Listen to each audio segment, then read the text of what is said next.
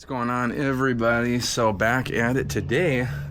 Got a decent amount of work done actually the other day off camera. I was able to run the furring strips on the roof, and this morning I ran some along the top side of the windows. I'm still trying to plan out how to frame this thing out. I am deleting a couple windows. As you can see, I'm kind of starting to spray them out right now. I'll go over that in a minute. But yeah, let's talk about this a little bit. So basically I ran furring strips along those cross members on the roof, and as you can see I had to notch out little lines to get the wood to actually follow the contour of the van without being under an extreme amount of stress. And then I ran boards along the top side of the windows, and I notched out where there's kind of a spot that comes out there. Let's go look at it. So there's kind of those high spots there, so I notched out there, and so a board will be able to sit level across that.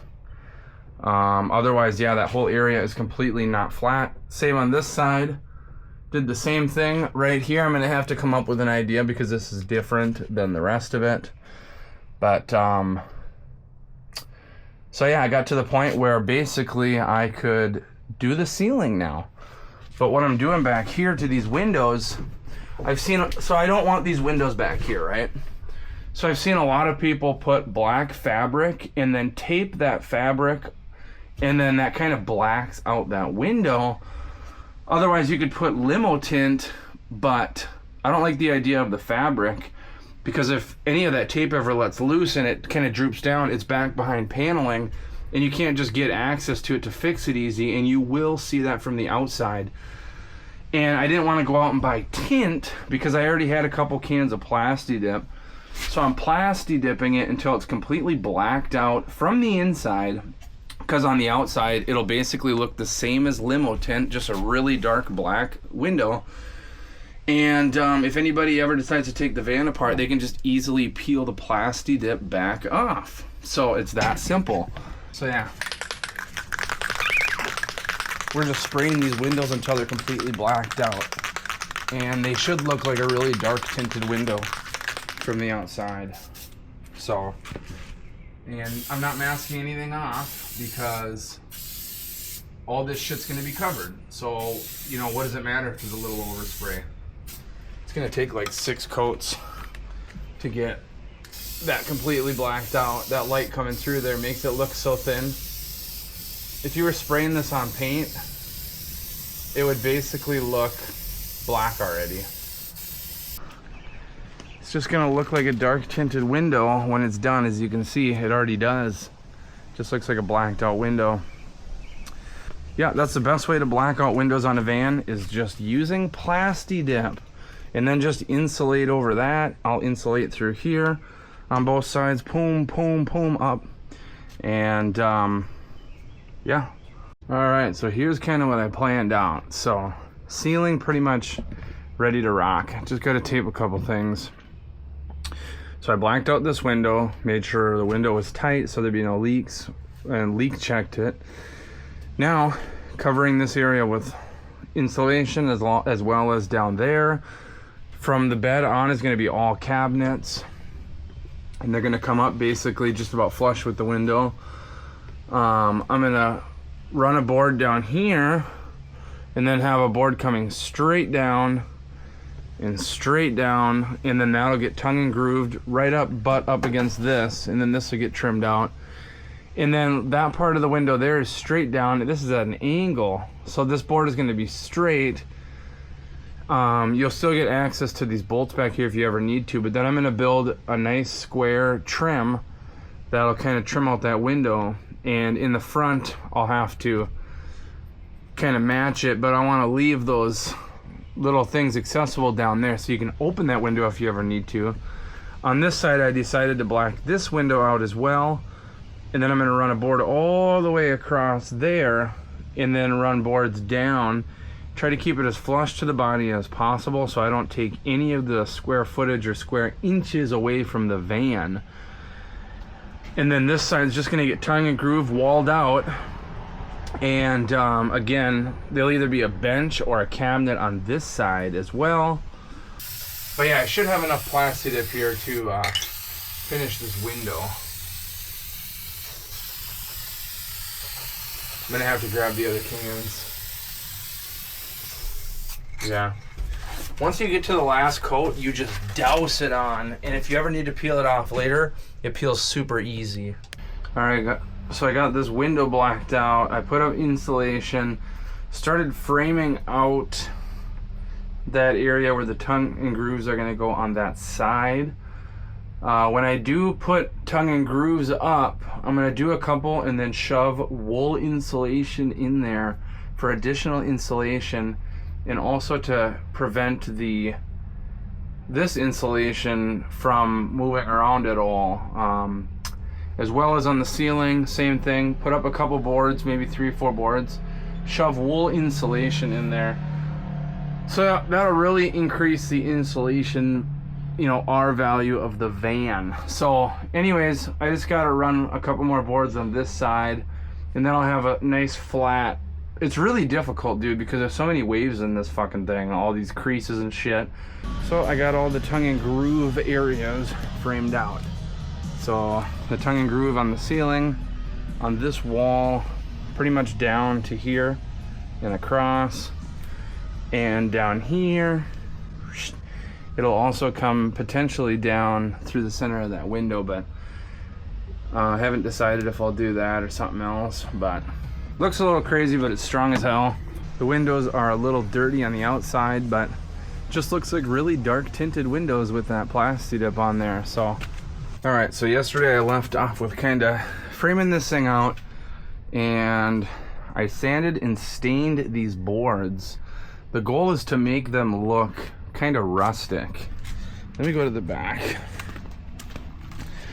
So now I'm putting tongue and grooves up on the ceiling that I stained yesterday, and I'm just gonna make my way. I'm gonna do the center, so put this one on and do the one in the front, and then do the other one around the vents, because those are the two that are easily breakable when they're this skinny. You know, if you pick it up just wrong and the board cracks. So I want to get those out of the way. And then it's going to be a pain in the ass to get these to snap in by myself. Dude, it's going to be a nightmare because there's a little bit of a curve to the ceiling in both ways.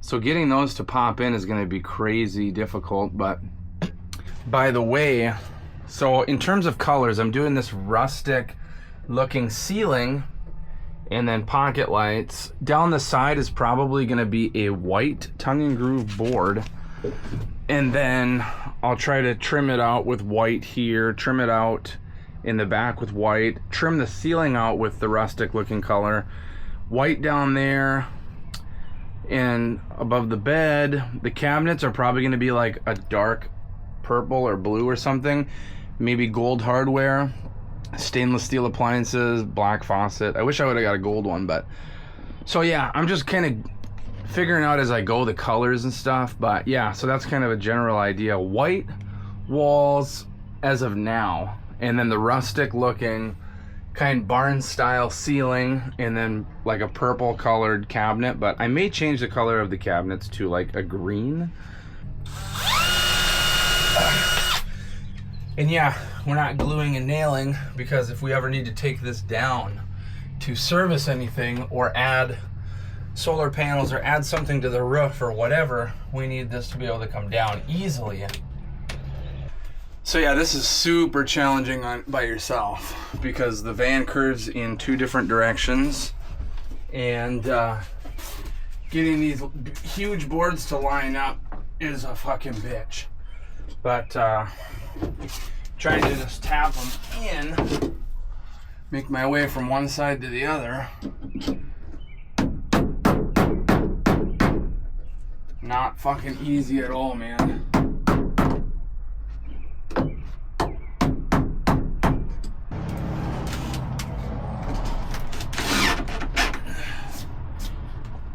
So we got these center boards, the center 5 all done, so I just have 4 more to do before I would start to build out the walls and then trim out these areas. So the next boards have the lights. So I measured out where this backlight would go. It's about 9 inches in from the back. And then I evenly measured out where those other lights would go. It's every like 37 inches and then 9 inches from the front again. So they're evenly spaced. You know, I drilled out one board with the hole saw, 2 1/4 inch. And then I traced out that board onto another board so they're exactly even on both sides. Now I'm going to try and get those 2 boards up, and once they're up, route these wires through that hole. Could probably route the wires through the hole while I'm putting the board up. They may actually even help hold the board up because these are really hard wires, so the board would probably hang there almost. And they're good. So the next thing would be to do these sideboards here that are going to need to be trimmed a lot because they're not straight in any way. Get those up and then put the lights in and test the lights to make sure that they work. And once we're to that point, then it's on to the walls. So I'll have to run to Wilmer at some point in time today and get the boards I'm going to use for the walls, because I'll do this whole wall down to the bed and over and up with white tongue and groove boards, and I'll trim it out really nice here. It's going to be time consuming, and that'll butt right up to the ceiling and then go all the way forward over there, I believe, unless I make some sort of framing around the door. And then on this side, it's going to be from there over to here and up here in kind of a straight line there, and then it'll go along the top, and then all of this will get trimmed out later. That's going to be super time consuming, but once I have those wall boards on, butted up to the ceiling, then I can trim the ceiling out, trim it in the front, and then trim back here, and then build the cabinets and build out the bed and start to enclose everything. It'll actually start to look like a camper. So we got one board left here, and this end here cut off, garbage. But then I have all of this to play with and these. So I'm actually going to use those, and I'm going to try to tie in. We do have the roof completed in terms of tongue and groove. I think, you know, we're going to have a sheet of plywood, and it's going to hang over just like 1/8 of an inch thicker. Then it could hang out flush as well. And then I would have one thick whiteboard along the bottom, and then have those tongue and grooves coming down, and then trim it out, and then that would like just kind of tie into the ceiling. I think it would look super cool. I was hoping to do this whole front end, but I don't have enough boards to do that. I don't really want to buy more.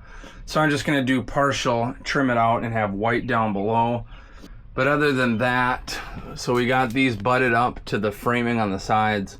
So I need to get the tongue and groove boards that I'm going to use on the side. They'll come down to about here. They'll just hang down below this, kind of run along with the bed.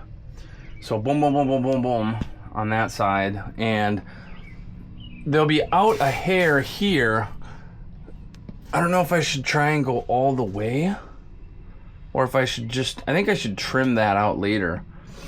But yeah, they're gonna come up and sit against here a little bit, and then once they get up to about here, they need to kind of come over it and then come up. So I'll have to make a nice cut, and same as the back side. It's gonna be time consuming, but I want it to look good. So, and then yeah, the cabinets will be built right up to that.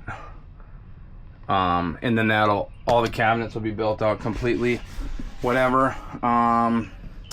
And then yeah, up here we'll figure out a way to trim it. I did get that board super flush there, just a tiny little gap. So I'll be able to trim that out in some way. Carry that trim all the way. That's what I'm gonna do. These will be tongue and grooved, and then I'll have a piece of trim that comes along from there all the way to the back. All right, so we need to get more wool insulation because one bag does not do much. That's basically enough to do the ceiling.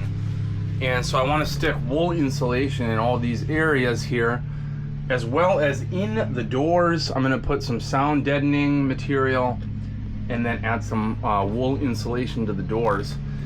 So we need to get a bag of wool insulation, maybe 2. This shit's overpriced as fuck. Everything in America is overpriced. This place fucking sucks. But anyways, I gotta put some wool insulation in those corners too, those corner pockets. All right, so 265 buckaroos later, we got ourselves enough supplies to do a lot. So we ended up getting real 8-inch shiplap. We're gonna do all the walls out in real shiplap because it's $10.99 for one 8-foot by 8-inch shiplap board, or you can get the fake shiplap, which comes in 8x4-foot sheets. Those are almost $50.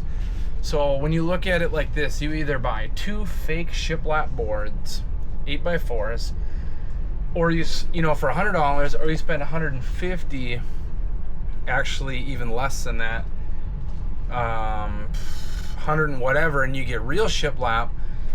And if you screw up one of those $50 sheets, you're out $50. You got to buy another sheet and start over. If you screw up one shiplap board, you're only out $10 or $11, and I guarantee you're not going to screw that up again.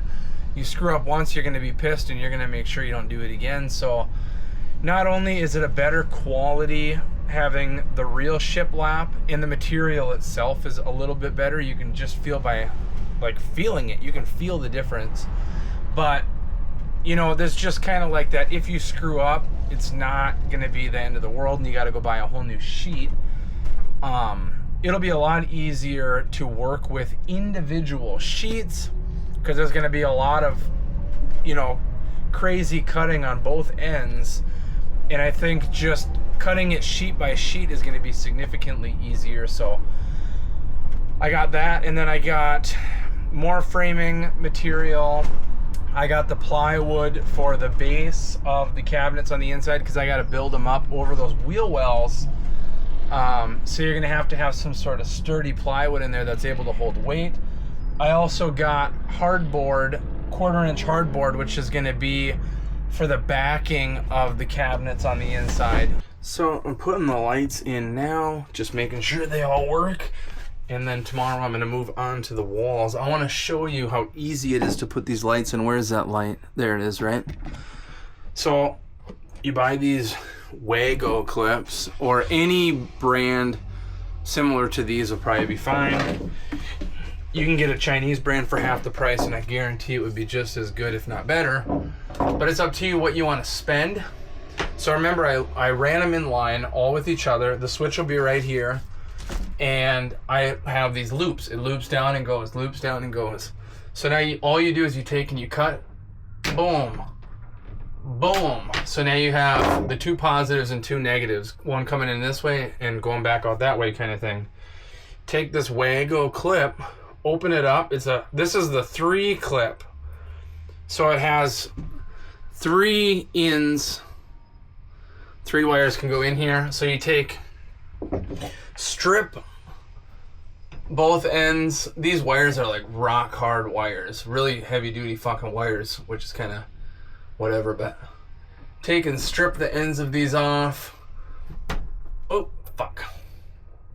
Sometimes these fucking wire strippers don't really work that good. It's like, damn, there's no reason for it to be that fucking hard. See what I'm saying? Okay, there we go. So strip that. Strip the other end. Fucker. Yeah, they don't always strip well. And then strip this end on the negatives. Remember to make sure that you don't have your battery hooked up when you're fucking doing this shit. Or don't have the battery that you're going to use to power the lights hooked up, so you're not touching the positives and negatives. Now, make sure that these are trimmed to, I believe it says up to 11 millimeters long. So like right about there, right about there. These ones are pretty good, but let's just trim it just a hair. Twist.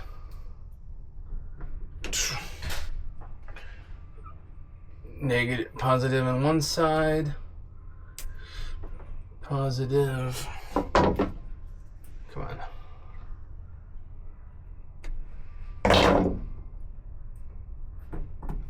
And the other side.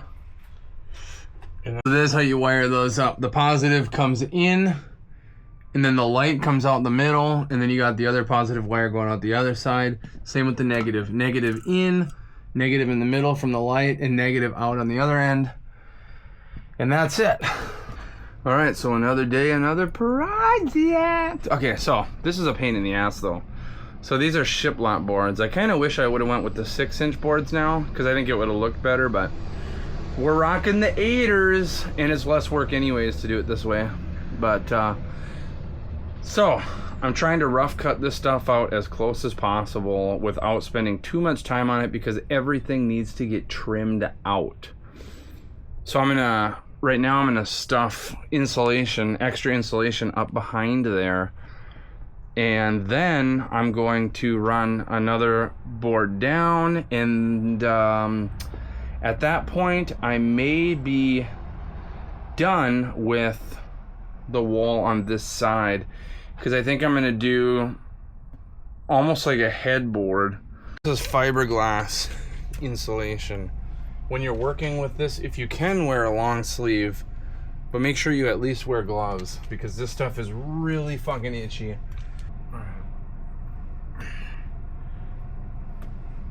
If it's difficult, we're pulling this board off, right?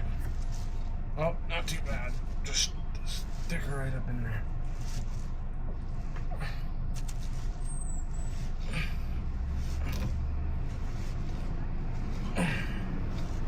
Just like that.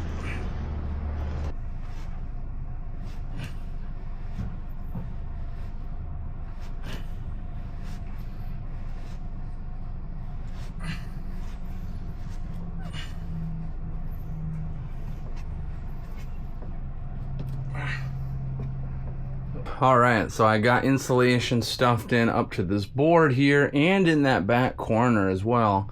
So now I can finish screwing this panel on, put one more panel on, and then decide if I'm gonna wanna try to squeeze another panel back there. I might actually.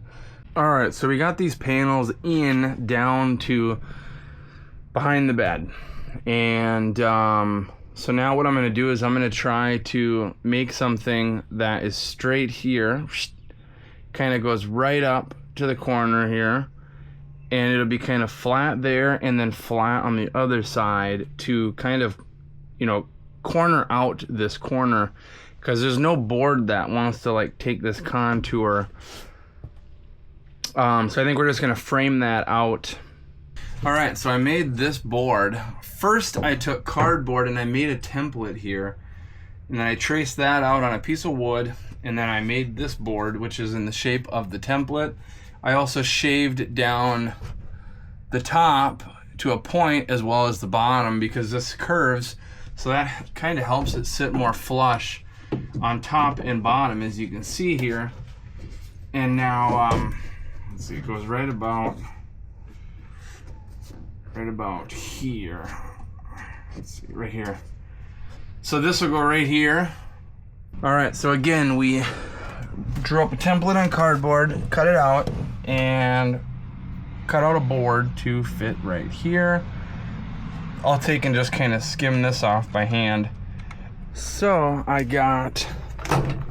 made some templates and did this area here. So that's plated off. Then I also built kind of this capping here for that, and got that screwed up there and glued and nailed these two together. So now what we're gonna do is go get some filler, and we're gonna sand roughly with an 80 grit over all these areas that we want to fill, mix up some filler, skim everything, and then sand it all out. Once everything's sanded out and everything's cleaned out in here, then we're gonna caulk in that area there, along the roof line, and those lines over there. We're just gonna caulk everything out where you will see it, see kind of what it looks like if we like it. If I want to trim out the roof, then I will. Don't sand this stuff too much, because this stuff here is, it's almost like a damn vinyl on here. Alright, so gonna pop this off. Oh yeah, this is very much like Duraglass. Okay, so as you can see, yeah, she's very much like Duraglass. A little bit runnier though. Take a little bit of hardener here. You got, maybe do about that much. That's about it. That's actually probably a little more than you need. I would say that's a little more than you need. You probably could have got away with half of that, especially outside in this heat. It's like 90 degrees. So when you mix this, you want to pull onto itself. Don't get all fucking stupid as fuck. Yeah, you can scoop it and then pull. Don't mix it with a stick. The more you mix it, the more likely you are to get air bubbles, which is gonna result in pinholes. Woohoo! So everything that needs filler has filler on it. I kind of masked up this general area a little bit, so I can just spray a couple coats of this stain blocking primer on this stuff.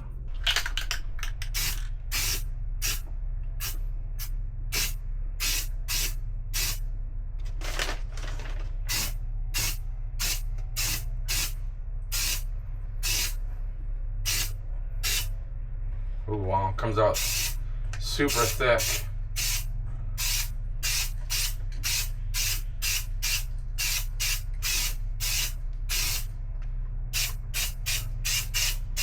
We ran out of primer on our last coat here, but we got where we need it to be, so that's good. So yeah, we're gonna leave this video off here. This wall's built out, mudded, primed, sanded, caulked, and ready for paint. The only thing I gotta do now is run a piece of trim along the top. So I'll do that off camera, and then I'll show you kind of what I ended up doing. Looks pretty good though. Once it's painted and the cabinets are in and everything's built out, it'll look really good. And trim all the way around, but once everything's trimmed out and done, I'll feel so good, dude, because I'm sick of tongue and groove boards, and I'm sick and tired of shiplap. I hate them both. They're a pain in the ass because this van isn't straight. So trying to install those by yourself is a bitch. But yeah, so I guess I will see you in the next video in a few days with an update.